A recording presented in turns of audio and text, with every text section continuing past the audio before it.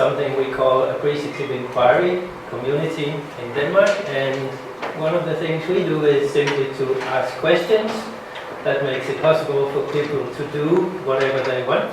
And today Bertola wanted to know how to build living bridges, and to make sure that he knows this when the afternoon is over, I created some questions. But one of the things we know from appreciative inquiry is that you learn more from talking than listening. So we arrange you in very small groups to make sure that most of you can talk as much as you like without everybody else having to listen to you all the time.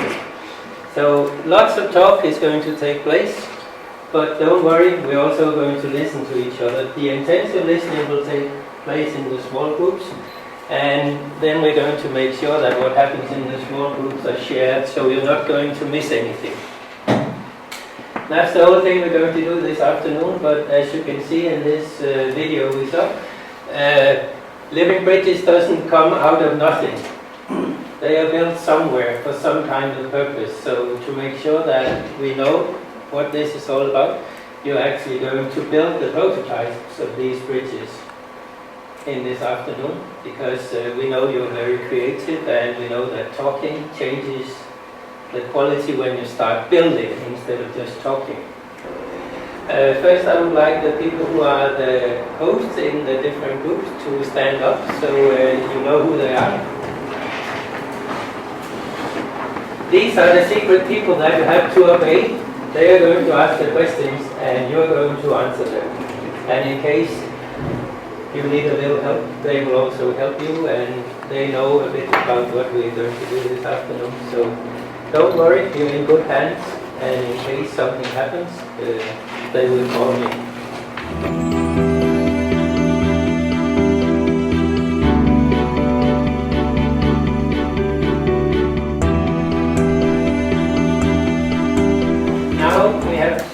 Get all the groups to tell us the best story that they have about living bridges. As you know, perhaps now, living bridge it sounds simple, but perhaps it's a bit more complicated than we thought. But today we're going to build the first video book telling the story about living bridges. So we would like this group to start, and then we're going to go around this way. Well, I'm going to tell a small story. My name is Mai-Britt.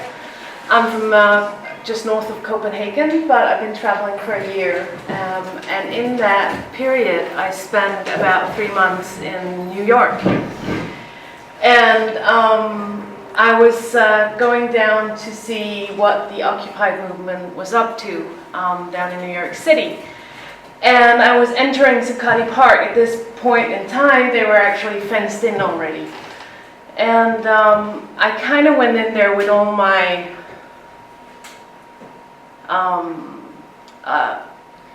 prejudgments of them, kind of like, oh, it's the homeless, man looking for a meal.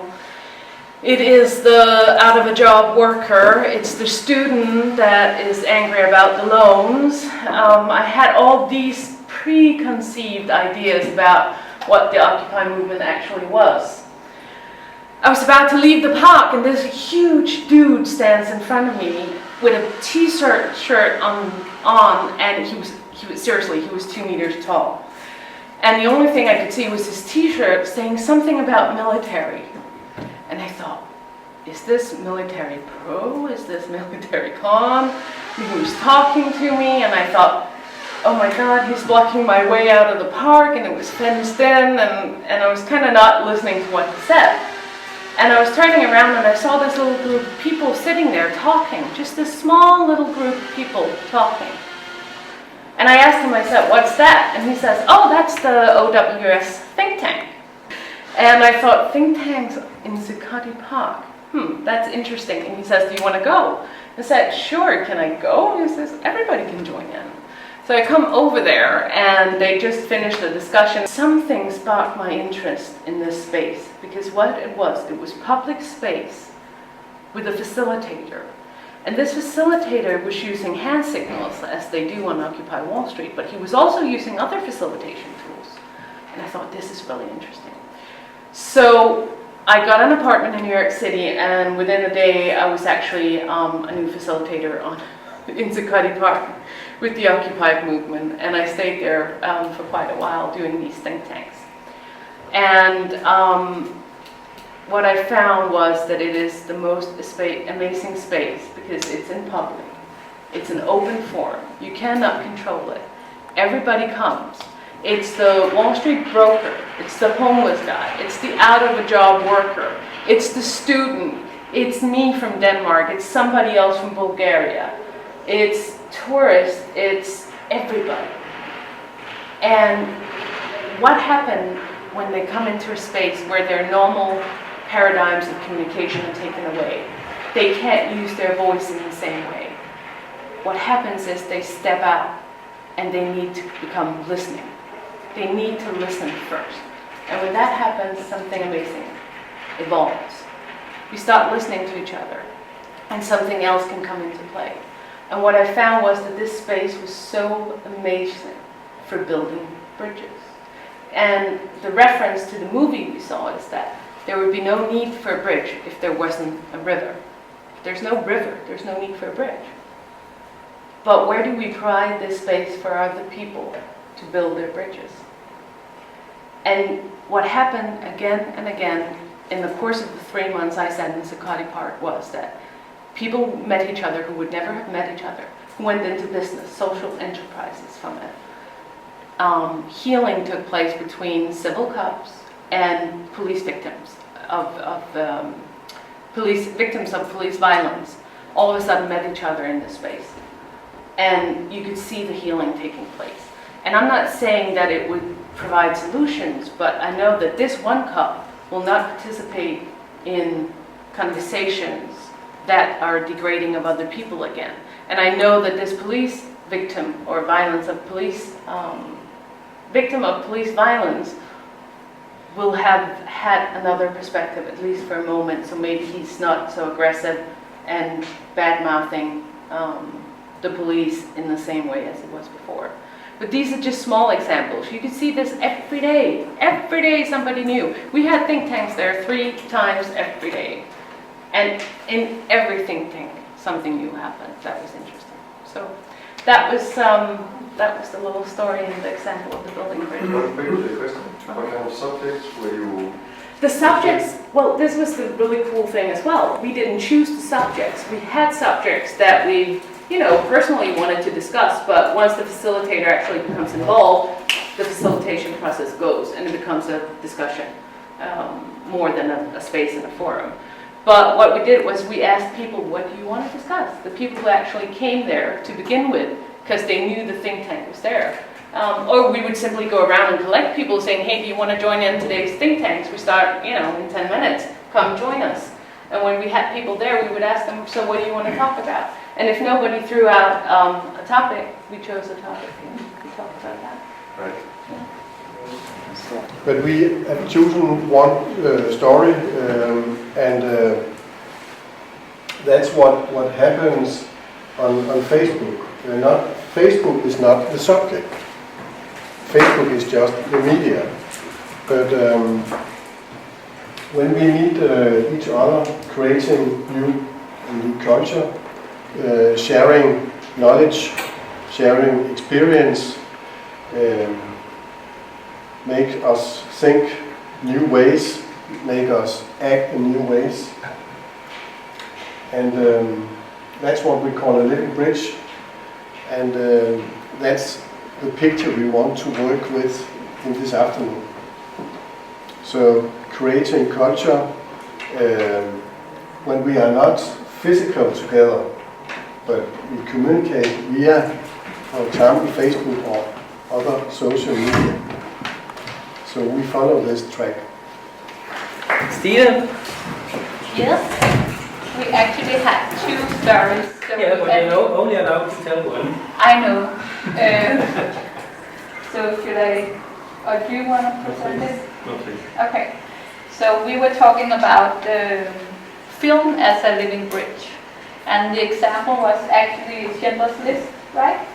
It was the first idea, but also the movie we just saw about a movie present something that there is a storyteller in the movie and we are the listener, but at the moment we bring the story to the next person, we becomes the storyteller and the next one becomes the listener and maybe the viewer, and then again it's like a living bridge where from storyteller to listener.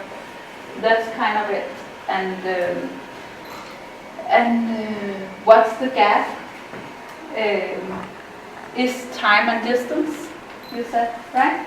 So time, because it can be a movie made 50 years ago and there is like this message in it and we see it now, or distance also in time, right? Or in different cultures, or like the movie we just saw about India. So we get insight from another culture. And who benefits from it? We talked about a movie. 5 minutes of a movie can change your life. If it really goes to your heart, it can make a shift in your motivation or in your mind, and you can go another way forward. A few of us are working with a network of youth activists all across the world. And we have two bridges in it. On one hand, you have like a virtual bridge of imagine like 25 different countries. You have really energetic and active youth in these 25 different countries, all working on similar campaigns. These days we're working on a hunger-free campaign. And then that conversation is kind of happening sometimes on Facebook and sometimes on email.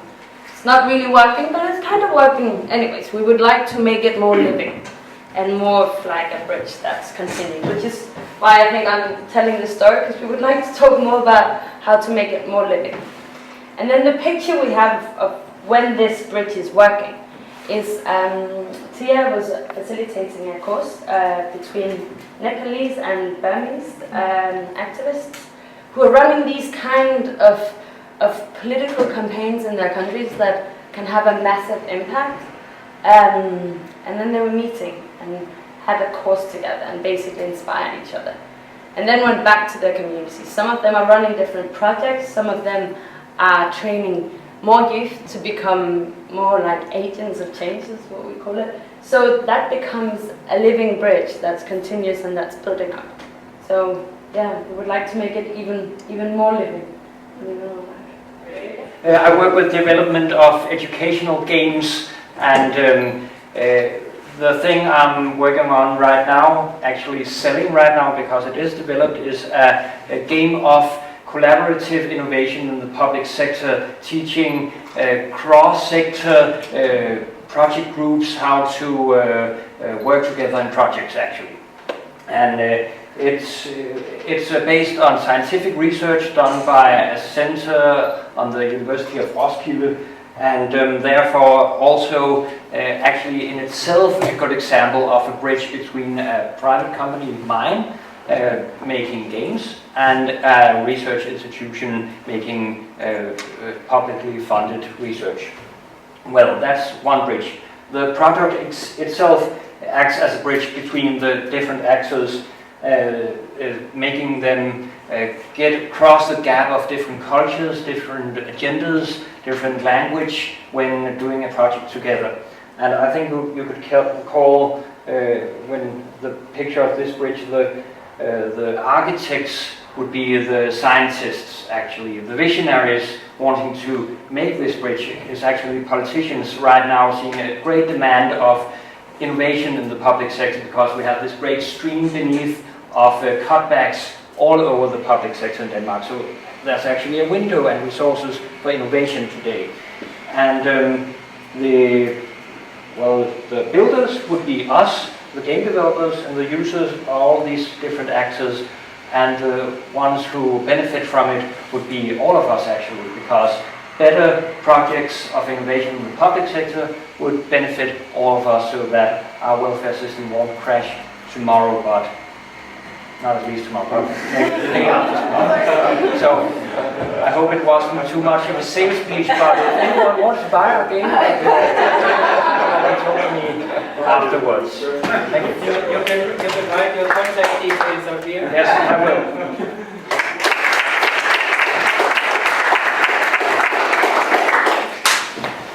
Well, now I can give you a little insight from appreciative inquiry about living bridges like the ones we talked about here. The personal story told by the real person who experienced it is fantastic. It takes an experienced movie crew to build a fantastic movie that can do the same. And as you saw here on the video we showed you, there was a very personal story, but there seemed to be a very professional crew helping them to build the movie. So for me, this is a very big thing, and you were just in between. You were the one telling your own story, but you haven't made the whole production team ready to make the sales pitch yet. Just to tell you that the power of true stories is amazing. But it's also very, very hard to tell other people's stories. It takes really professional skills, and so thank you for sharing stories from your personal life, but also thank you for everybody trying to tell that it's possible to do it the other way, but from appreciative inquiry I can tell you it's really hard work to get people to tell other people's stories, because you need to be a real professional to do that. What we need now is to figure out what can we use these bridges for, and what you're going to do in the book now is to very, very fast just come up with some challenges that we have in our societies for social entrepreneurs, or for you, or whoever you want. And in each group you have to come up with about 5 challenges, and to make sure that we record them, I have the public statement here. So your table host is going to get 6 of these, 1 for sketching and 5 for delivering to the board.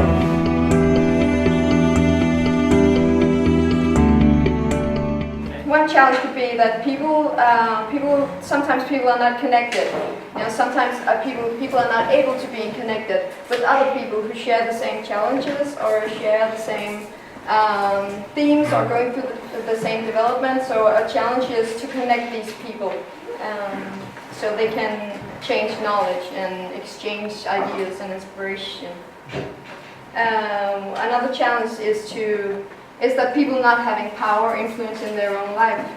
We talked about a project of young people, and that's a challenge as well. And we want to build living bridges to empower people to have influence in their own life. A challenge is also when people have kind of stuck roles, stuck positions that they feel that we feel that they are in kind of position here and they cannot move. And so they're maybe being passive or disconnected or excluded. And so we need a living bridge to kind of open up the positions so they can have more possibilities to do other things. Okay, the first one was that everything is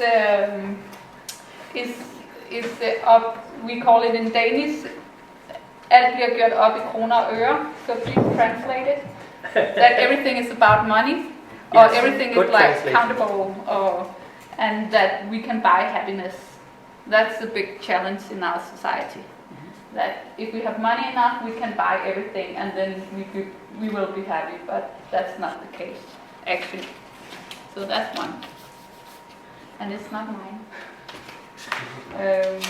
So then we have information doesn't change people, awareness does.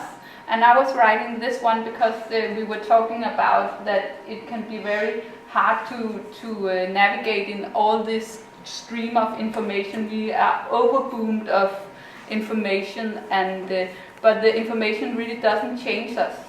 It's when we get aware, when we have the awareness or the engagement, or when we get engaged in some cases, then we can make the changes. So information is not good in itself. It's when we are getting aware of it. It can make changes. So, and the great narrative, was it linked to the other one?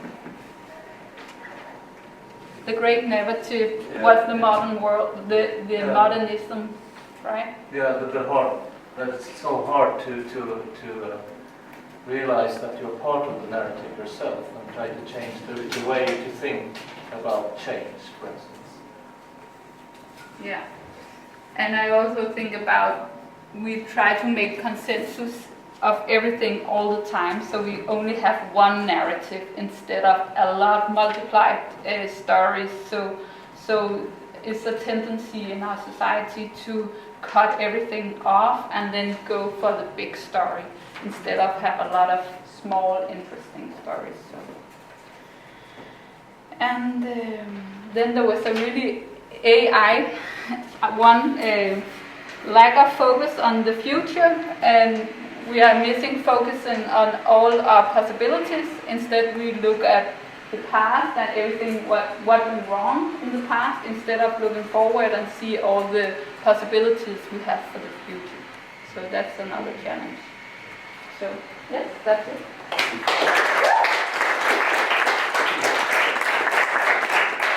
We chose Facebook, but I think in general social media, so we try to continue on that discussion.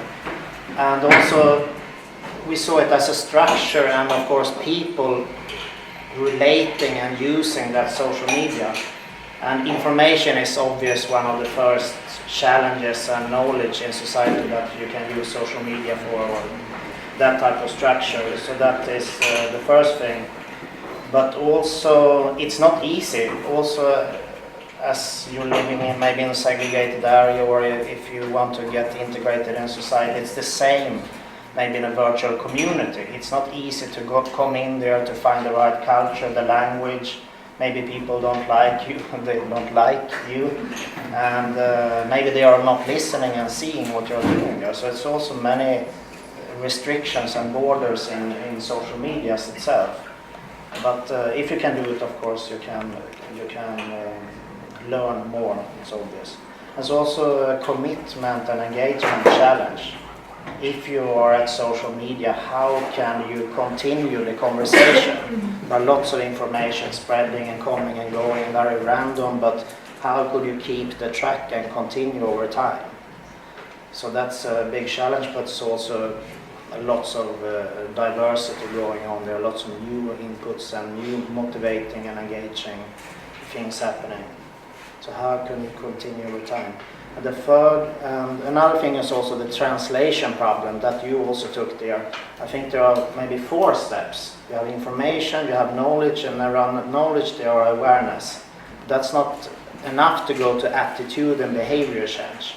And that's a very long process. Maybe you have perception that you could, let's say that you want to go here today and you say, I sign up on a Facebook event. And the best of case you come here, but how do you, what you commit yourself into the virtual community, how do that go translate into the reality here, if it's not reality in virtual? So that's what we call the translation challenge. Commitment challenge, communication challenge, and integration challenge.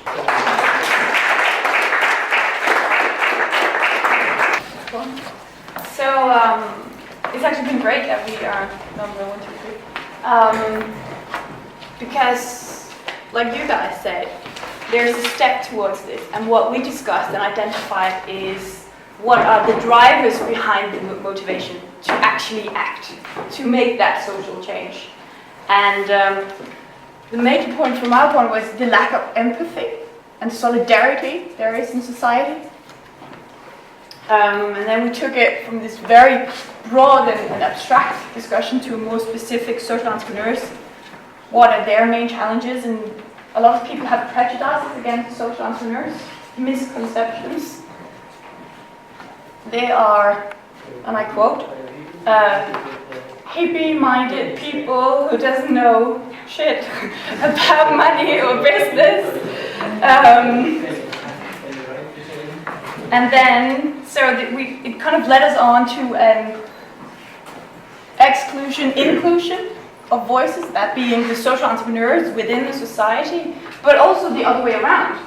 The social entrepreneurs does not necessarily include their users or their customers. I mean, do they even want your help or need for social change?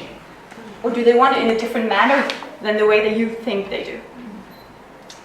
And then, last but not least, in sustainability of social entrepreneurs, and this is meant in a financial setting. So both that you need money, you need to raise some capital in order to make this happen, these dreams and often very big dreams and ideas of yours. And then also about the people who's actually going to do this. You can't not necessarily just leave it up to volunteers. You might end up burn out some very passionate people if you don't create the right framework for them. Those were some of the main points from our discussion. Thank you.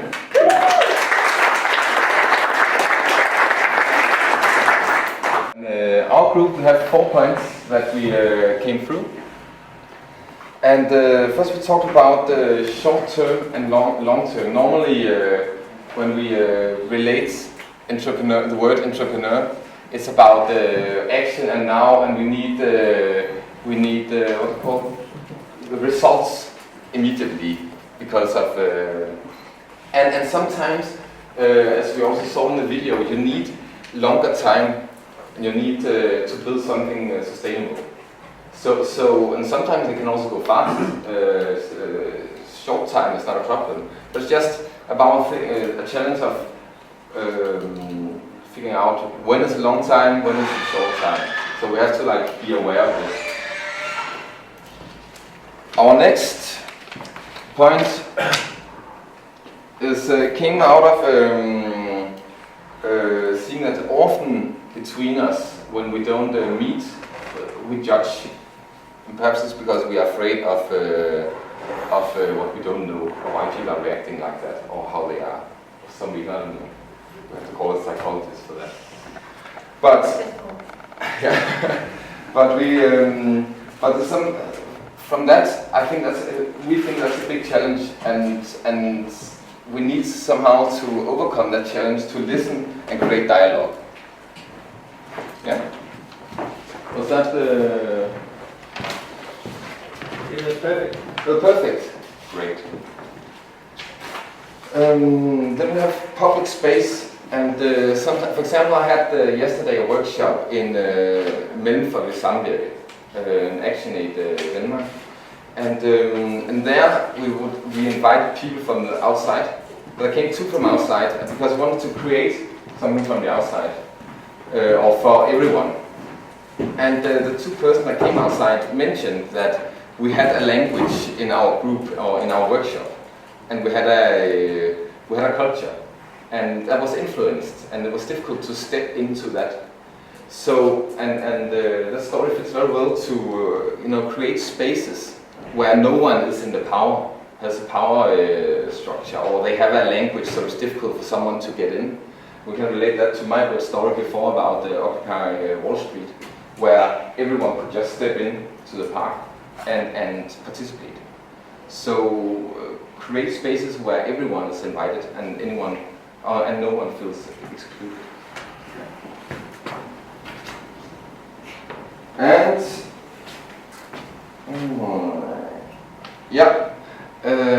the last point we had was about how do you get out to everyone. There's actually a lot of people that don't come here, or other places, that has really a lot to say and a lot of ideas and a lot of connections that they could use and a lot of resources. For example, you had a story about a project on Nørrebro where they wanted to integrate everyone on Nørrebro, or You mean the park story? Yeah, the park story. Yes. What you can tell. I live in Nørrebro, and usually my boyfriend, we walk through the park, Nørrebro Parken.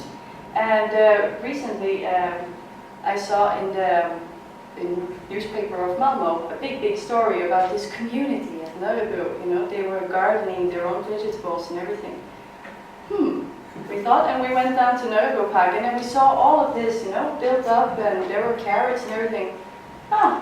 So it's for us, the locals, but we didn't know anything. We heard nothing. We didn't know anything was going on. And we were the ones who were supposed to be engaged, because we were the locals. interesting. Okay. So yeah, so this just Google is just it just tells how sometimes that we need to find ways to get everyone involved, and especially locals that is supposed to be involved. Yeah. That's it for now.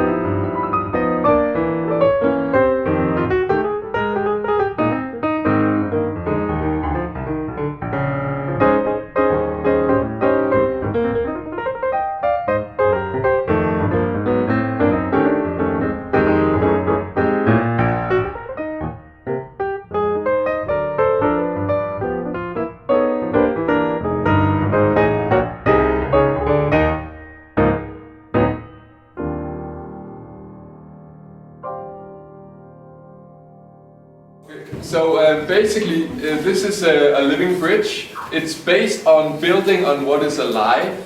So we talked about a network that was situated in 25 different nations, and how to make something that was actually internationally valuable. How to coordinate the work between them. And then how to build from what is alive in the different nations, so they can start to weave like the old man did and taught his daughter, from what is already alive, instead of trying to have a conversation about something that could maybe then actually take their own situation, their own experience, and weave it together. And then we talked a little bit about, or maybe that was just my part, I don't know, but the nations coming together internationally needed to have a higher purpose than the national purpose. Otherwise it would not be a stake that would be strong enough for people to come together. That was what I wanted to say, and I know that these beautiful people behind me have so much on their hearts, I'll give it to them. So is this something you'd like to actually, just, yeah, I think it speaks for itself, but if somebody wants to add a little. No, just in short, what I really liked about the idea with this is if you have to create a network where it's based on knowledge and enthusiasm, then you have to build it on something that is alive, and that could be the enthusiasm in the different countries, interest for something. That's what you have to use if you want to empower people and make action. And it was the action part that we stressed. That's why we have all these like spirals coming out. So that's one point of action where people are connecting, and then it spirals out from there and there. So you take it off just being virtual and into being action-oriented and situated. And maybe you'd like to say something about the notes? The notes, you can start wherever you are in your life. For instance, there, or perhaps you are there, you can start there. So that's it's never too late to start something new, and you can start wherever you are. Well, I think it's a beautiful bridge, and I think the great thing about it is that it illustrates that it comes to life when people are holding the lines, or else it just looks like some kind of silly Christmas decoration. But when people are holding it, it comes to life, and that's a very fine point. I very much like the fact that we talked about building on something that's already living, because there are so many things going on around the world, and we always tend to start up new things before we actually explore what's already there that we can build on already. And I think that's a very important lesson for us to take with us, especially for the entrepreneurs and innovative people. Choice of subject, change, action, actually doing it. I think that was spot on, and also what we hear as an overall theme throughout today. So I think that was very nice and nailed down by you guys. Good. Do I have 3 ideas for that as well, to how to improve it? Maybe something about key persons, or like how to actually make this happen, or like create the traction that you obviously need for a community or a network like this. So, you know, if you could have a couple more post-its or something like that. Also, it's related to you. It's the soil around it for it to grow. So And the wall? The water also. So. More people to hold. It helped a lot with more people. Yeah.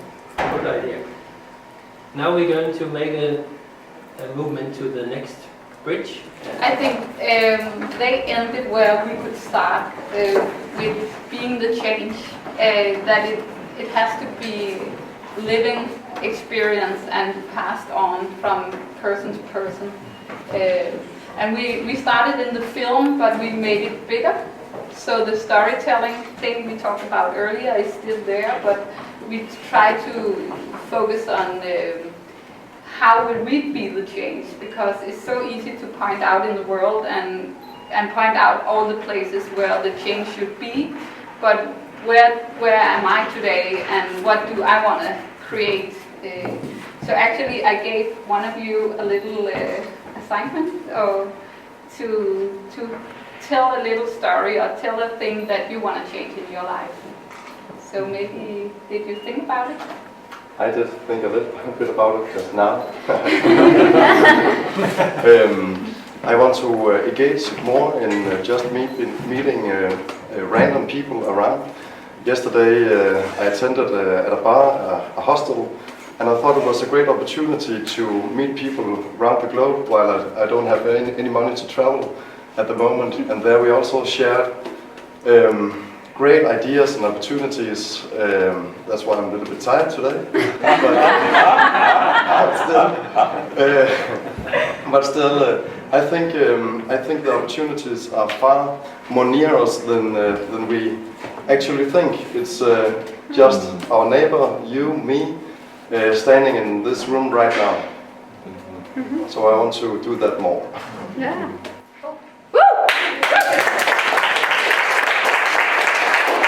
We have to pay forward, so please also think about one thing that you would like to change, and then be the change and pay forward. Should anyone talk about this? And this one we have done it like starting with storytelling. Everything working best is coming from a good story. And then the people are listening to it and then learning. Because many times we just start to do something without having any connection about the really needed, and then action there. And then I think we can keep going. Like that. So actually we pick up from that one and then solution. Next one. Another thing that when I was thinking about what I wanted to change, it's a small thing, but having just gone back to the world of academia, everything has to have a reason and a source and be accounted for. And these days, I get a lot of email and people making these crazy claims, especially about political things and sustainability related things. But there's often not a source, and I think that a lot of people believe this. You know, they don't. In other words, it's a lack of critical thinking.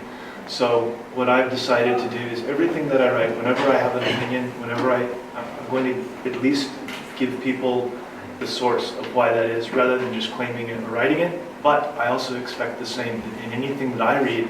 Before I get any emotion or any credence to it, it needs to have a reason. It needs to have, where did this come from? Why should I believe this? And I think that can maybe solve a lot of problems, because there's a lot of misconceptions culturally, religion, everything else in the world. So, so being responsible for my information.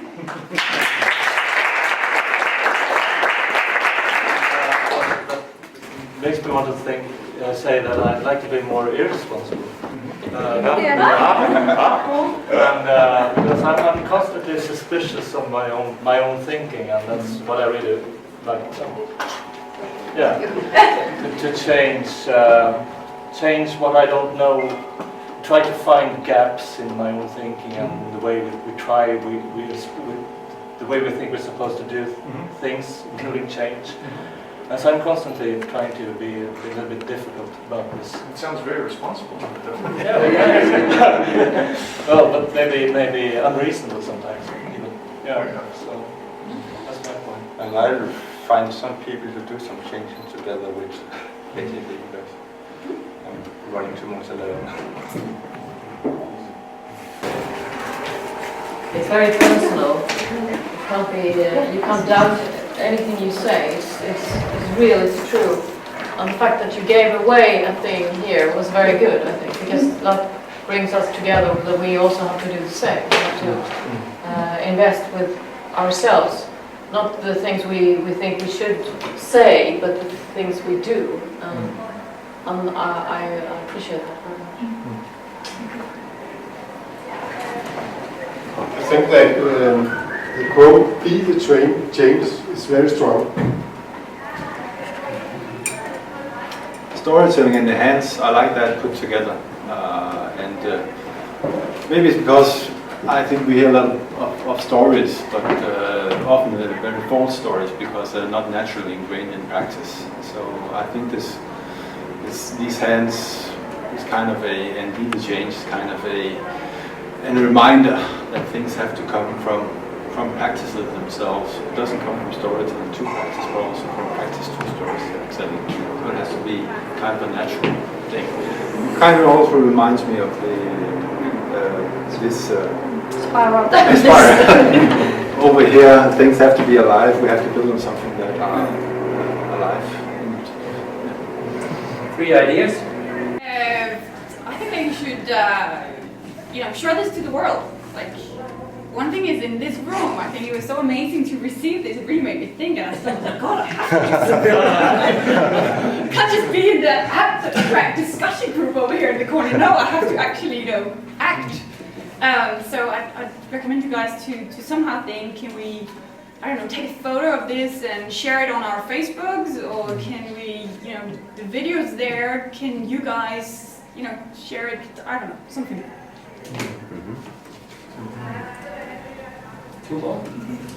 I was just thinking about when you pass that on, is there any way to prolong the person that passes on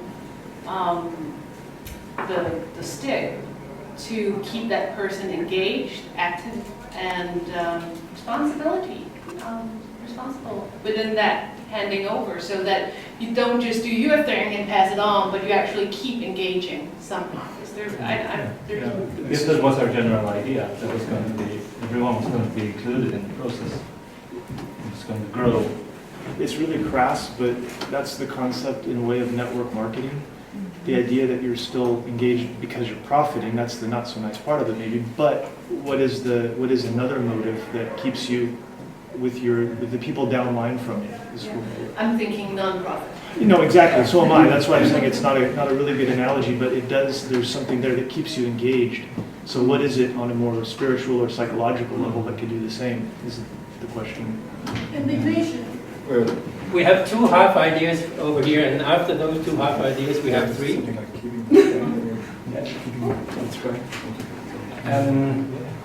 Could you make some kind of other mental picture than passing the stick on, because that's very linear, and you will only pass it on to one, and she will pass it on to one. Could you make some kind of picture that's more viral, that each stakeholder will pass it on to 10, and they will pass it on to 10, making it multiply? Maybe we should merge with a viral spiral over there.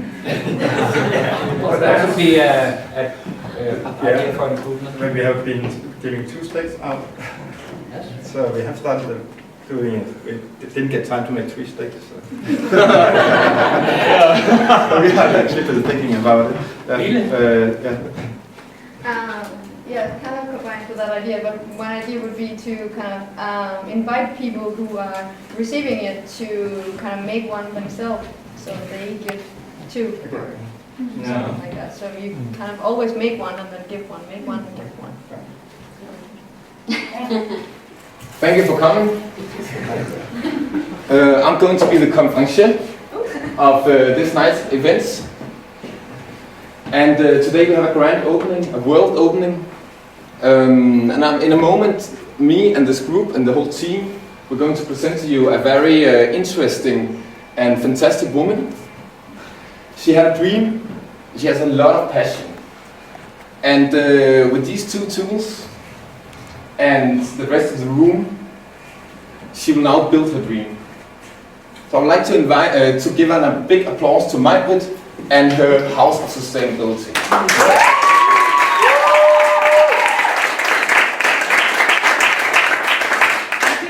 Best introductions I've ever done. Did you get it on camera? Because I want it. We were talking about public space, and actually this experience that I had in New York City made me think, and it made me try and conceptualize the idea of how to create public spaces with intention. And 5 years ago, I was on a journey to Peru, and that actually started the more community-driven projects to come into my hemisphere of thinking. So you can say that this project has actually been on the way for even longer time than just this past year, where I started in New York City. But House of Sustainability is a house for sustainability within the concepts or within the confinements of environmental sustainability, social sustainability, and economic sustainability. All three parameters are to be held within this house. So whatever I say from now on is with those glasses on. The house itself. I think I'm going to start by asking you to close your eyes and envision a huge park house on the harbor of Copenhagen, in the middle of the city of Copenhagen. One of these magnificent open space warehouse buildings. Completely empty, nothing there. Then in the middle you put a platform, what the old British called the common. For the civils to meet, for the public to come and be engaged. There's a stage area, there's a cafe, there's a bookshop, and a lounge. The stage area is flexible. It can be adapted to whatever purpose it might be there. On the right side of this stage area, there's small workstations for designers, artists, handcraft people, all again working within the confines of sustainability. This space is an open structure as well. So far there are no walls whatsoever. The public can come and engage with the designers, and the designers can engage with the public. On the left side of the common area, you have the business area. This is where businesses of Copenhagen, Denmark, and maybe even outside of our own borders, will be invited to come in order to break down their silo structures, their silo way of thinking, to come out and start meeting each other, working across businesses, working across divisions. Still no walls in this house. Then you start engaging all three areas together. So the public space also becomes the business space. The business space also becomes a meeting place for the public to meet the businesses. And the design area can start engaging with the business area as well, all in the name of these three areas of sustainability. That's the vision. You can open your eyes again. How this is going to happen, I have no idea.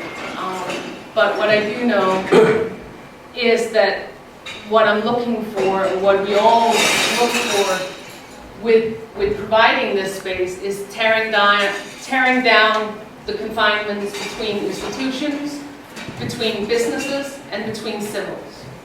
It's gapping the bridges between these three areas, but it's also gapping the bridges between human beings. Because we sit behind our computer screens all day long and we look at statistics but we actually don't meet each other anymore. So it's providing spaces for everybody to come and meet each other and get engaged. It's a house that's going to be alive with events. It's going to be TED Talks. It's going to be theaters. It's going to be classes on how to find your local herbs. It's going to be classes on how to develop urban gardening, if that's what the public wants. See, I want to engage everybody in asking what they want to use this house for along the way as well. But of course it takes managers. It takes managers to drive this and engage all three areas and make themes that all three areas also can engage in. So I want it to be alive, and I want it to be throbbing, and most of all I want it to be a house that's used. That's within these areas of sustainability. But also in the name of innovation and creativity.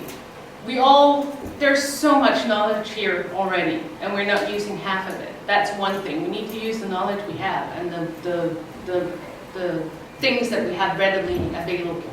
The other thing is we need to get more creative in our innovative thinking. We actually need to open a space for more creativity to come in. Because when you look outside now, real creativity, like what I found in New York City, is really, really difficult to find.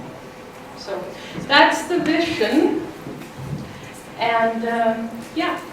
Yeah, and so let's just give Margaret a short hand. Next on stage we have the creative team. And the creative team got some difficult tasks. They had to show us how this space and how this could look like. So we have something to show you. And they were pretty fast, so at the same time they built a little web page. It's not totally up and running, but it's online. And this project is underway, so we still have to work a little with it, but we do it afterwards this afternoon. Yeah, give them a hand.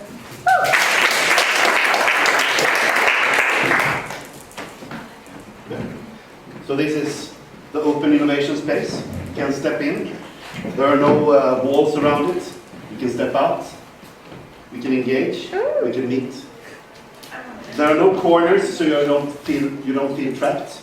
So it's circular, or it's round, or elliptical. It depends on your viewpoint. Great, thank you. And now, with all these themes as a foundation and the web page, we would like to make this opening now. So we would like to invite one of you up here with this scissor, cut, and hereby House of Sustainability is public and open. Yeah? Any volunteers? Yes, of course. Oh. Give him a hand.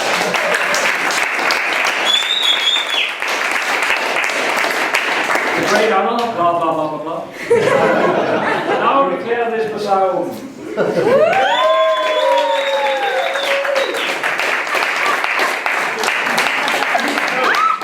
Please note that in the name of sustainability, this was reused. All of your other projects. Thank you very much.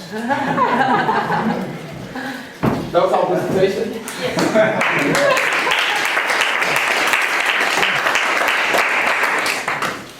So now we have 3 positive feedbacks for you. I thought it was enormously creative. What? Not only a great idea, but very enormously creative. The symbolism of the circle and the ribbon cutting and all that. And it's an exciting idea. I mean, I would love to hear more about it, actually, specifically how you anticipate the interfaces going. It's exciting. So you carry the dream within you.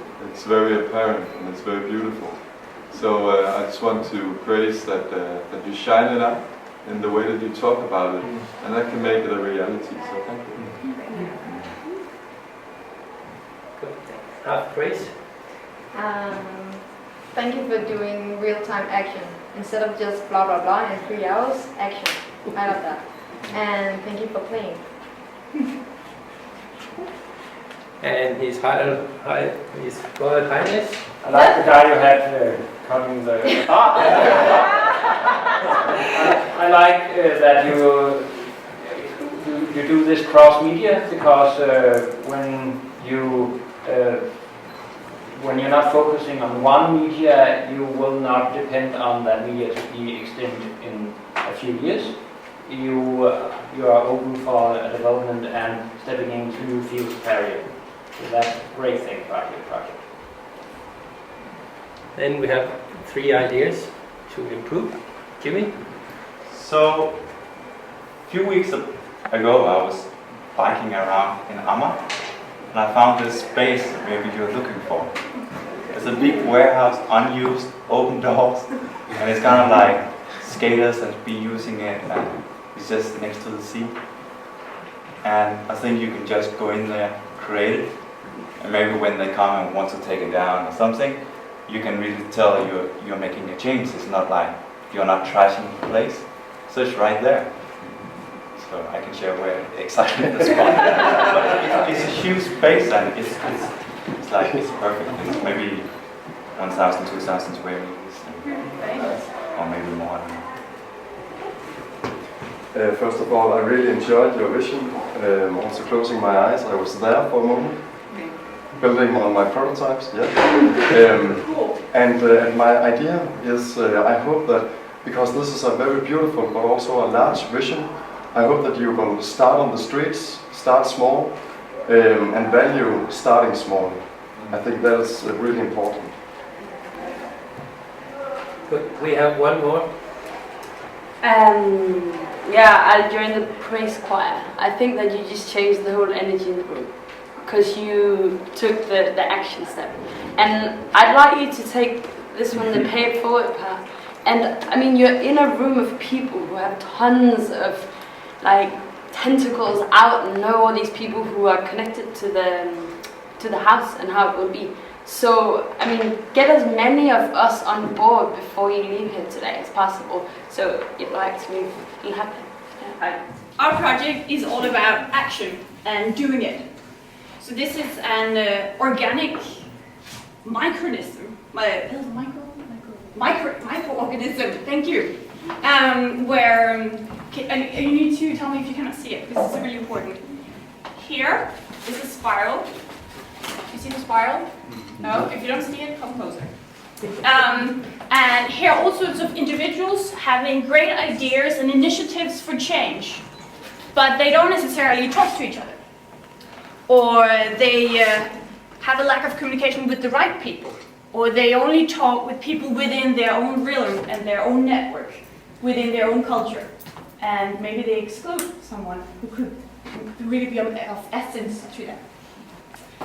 So these people, all working towards social change, and what happens is, we want small bridges, small initiatives, creating small value at the time, and this will bring together people, and at one point, during this, they will all join this bridge, moving across it to the other, an even greater and beautiful, beautiful spiral, because this is where the action is actually happening. This is people doing it, if in doubt. And then, since this is also a spiral, you know, turning over the bridge into the spirals, getting more feedback, adding value. We didn't add value there. Let's recap this, making it all the way back, actually, if they're intertwined, connected into the initial spiral, and then a cycle in a total. So that's our vision. It's a forest. It's a forest. It's called. Yeah, that's how you can. It's actually based on how the universe works. Oh, the energy. Taurus. Yeah, Taurus. It's a Taurus. It's great. You didn't know that. What's the point? We knew that.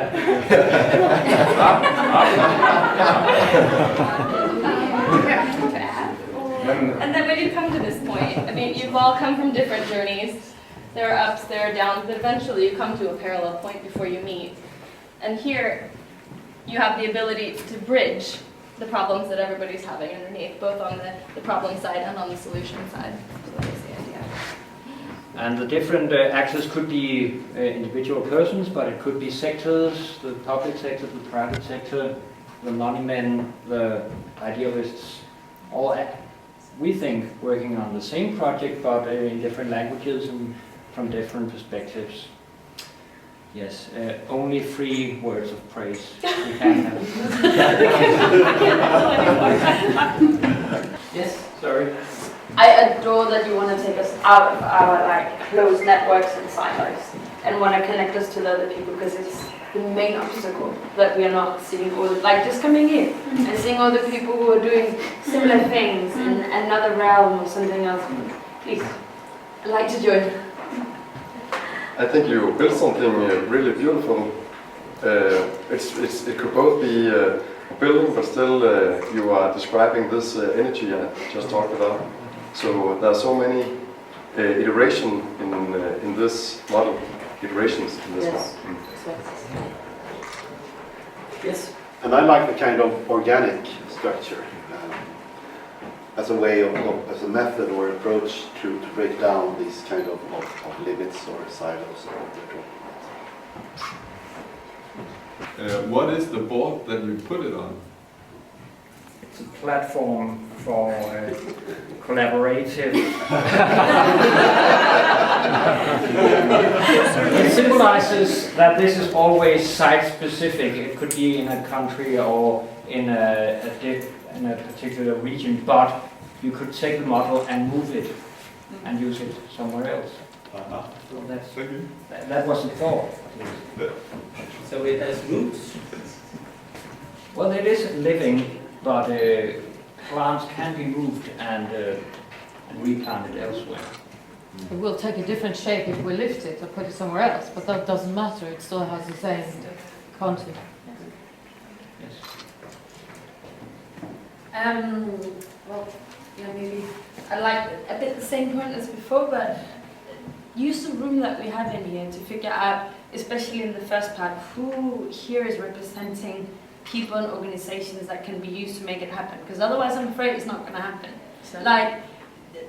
I don't know if they can have 5 minutes to figure out who could be hubs and post-it names in the first part. So, I mean, at least you could kick something out of here. I like to see that. Good idea. Illustrates the power of engaging people and connecting people and bringing that into groups. Is that correct? And through the groups, and I see this is also kind of a group we formed on the internet through social medias. We got together, connected, and I think there was a lot of great things happening in this space. And so it's all about connecting things and let things grow. Yes, and it's also the flowers in the middle. It's an open box, and it symbolizes maybe also the power of the place. Inside the box, this could be a box. It's very beautiful and it's very powerful. You can see a lot of people. You don't see if they are going into the box or out the box. But in the box, you share knowledge, experience, like today, and then you go out of the open box and make changes. There was also one more thing, that this box would represent social media as a space and a type of parallel society where there is a power, and the flower is symbolizing the power of what's going on there. But you have many institutions outside that are not there, they don't know. And you have many inside who don't know outside.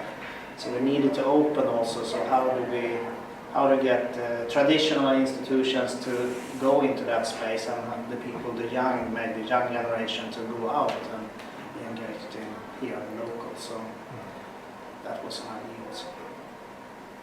Make bridges in the spaces. Great. Do we need some praise?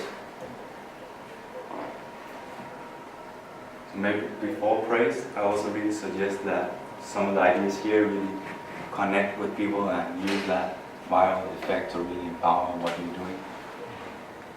We absolutely adore and love the flower, the symbolism that you use, because your thematic is very much upon viral, and then at the same time you take something like like nature and bring it into it, and then combine those two.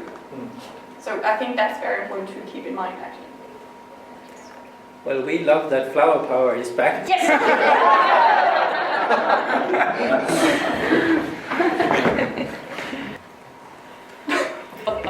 It's a good thing that there's no roof.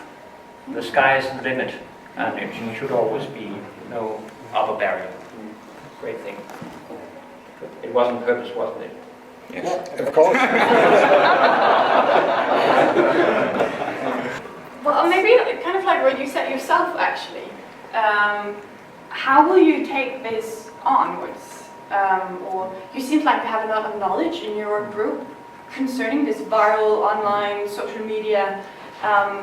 So if you have the time, like, could you tell us 3 things that you would do that we also could do, if not with these specific projects, then in other contexts? So maybe I will take one of the projects you guys created, and I will create the Facebook group or social media groups. I will put out some social videos or pictures and engage people through that. And then you already reach out to a lot more people because you all have a lot of friends. If you all connect, that it's not just 50 people, it's 50 times multiplied many times. So you get a lot more people if it really has an impact. So. And then from there you will get media coverage and everything. Any more ideas? Yes? I was thinking about there's only one door, and are you going in and going out the same way, or could there be more doors? There could be more doors and more boxes, and that's just one piece. And it was also an illustration that they would meet on the way out.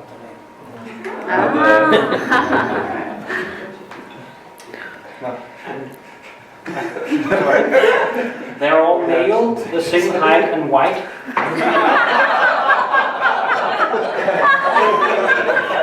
Diversity is just an idea.